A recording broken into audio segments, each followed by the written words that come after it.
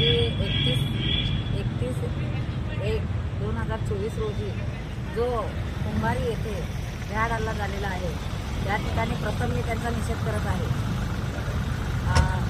आणि विषय असा आहे, आज रोजी आमचे समस्त पारधी बांधव सर्व माझ्या सोलापूर जिल्ह्यातून सगळीकडे खेड्यापाड्यातून लोक लाखो संख्येने उपस्थित होते। कलेक्टरना त्यांनी निवेदनही दिलेले आहे आणि त्याप्रमाणे मग नंतर जे आम्ही रात्रीकडे आम्हाला प्रथम आमचे जे कुंभारीचे जे सरपंच आहेत त्या सदस्य आहेत नवनाथ काळे यांनी मला तिथं जो प्रकार घडत होता त्यावेळेस तात्काळ मला फोन केले की मॅडम लवकर तुम्ही कंट्रोलला कळवा। लगेच मी काय केलं, फोन बंद केले आणि लगेच तात्काळ मी कंट्रोलला कळवलेलं आहे, ग्रामीण कंट्रोलला कळवले। ग्रामीण कंट्रोलला कळवल्यानंतर मी SP साहेबांना सर्व तिथले फुटेज व्हिडिओ फुटेज पाठवले आहे आणि त्याप्रमाणे त्यांना मेसेजसुद्धा केला आणि जे मी माझ्या या जे मेसेज टाकला आणि जे व्हिडिओ फुटेज पाहिले त्याने तात्काळ ॲक्शन घेतली। त्याबद्दल तर प्रथम मी ग्रामीण आपल्या सोलापूर जिल्ह्याचे ग्रामीण SP साहेबांचं खूप मी आभारी आहे की आम्हाला खूप सहकार्य केलेलं आहे। त्यांनी इतकी छान सहकार्य केलेलं आहे की जे आमचे लोक जे भिवून घाबरून जे घरात बसलेले होते, साहेब आल्यामुळे त्यांनी आमचे पारधी समाज सर्व बाहेर आले आणि त्यांना एक चांगलं हे मिळालं आणि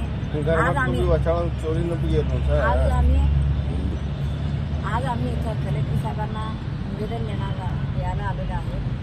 तर आम्ही निवेदन असं दिलेलं आहे, जो आमचा पारधी समाज जो गोरगरीब आहे, हातावरती पोट आहे, वीटभट्टीवर कामाला जातात, ऊस तोडीला जातात, तसेच बांधकाम विभागात जातात, रोजगार करतात, ज्यांना रिक्षा आहे तर त्यांनी रिक्षा सुद्धा बँकेच्या इथून घेतलेल्या आहेत, कर्जमाफत बँकेकडून घेतलेल्या आहेत।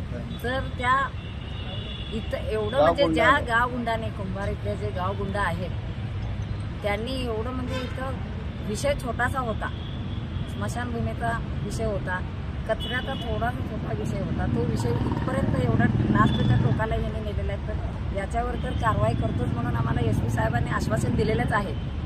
पण माझी एक विनंती आहे, सरकारांना विनंती आहे, आमच्या मुख्यमंत्र्यांना विनंती आहे की जो आमच्या पारधी समाजाचा आता जो रोज जो उदरनिर्वाह होता त्यांचा, ज्या रिक्षा होत्या, काही त्यांचे वाहनं होते, 2 व्हीलर होते, 4 व्हीलर होते, असे जे वाहनांचे इतकं मोठ्या प्रमाणात नुकसान झालेलं आहे। अहो लेकरं तर अक्षरशः जर लेकरं त्या ठिकाणी इतकं घाबरून गेले आहे, सध्या सुद्धा तुम्ही लेकरांना भेटलं तर लेकरं एकच सांगतात की दगड पडायला आलेले असं बोलायला आलेले आहेत लेकरं। एवढं दहशत या गावगुंडाने केलेलं आहे। तर आमची एवढीच विनंती आहे आणि आम्ही कलेक्टर साहेबांना सुद्धा दिलेलं आहे, निवेदन दिलेलं आहे। कलेक्टर साहेबांनी आम्हाला शासनाकडनं जेवढी मदत होईल तेवढी ही मदत करून द्यायची त्यांनी आम्हाला ग्वाही दिलेली आहे।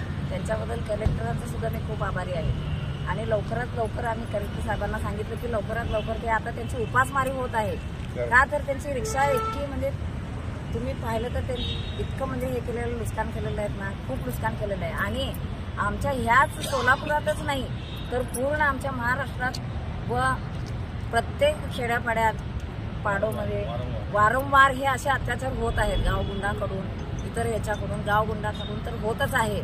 पण याच्यावर सुद्धा आळा घालावा एवढं मी सरकारांना विनंती करते आणि याच्यापुढे असे आमच्या या पारधी समाजावर असे अन्याय होऊ नये एवढीच मी सरकारांना विनंती करते, कळकळीची विनंती करते। जय हिंद, जय महाराष्ट्र, जय बिरसा मुंडा।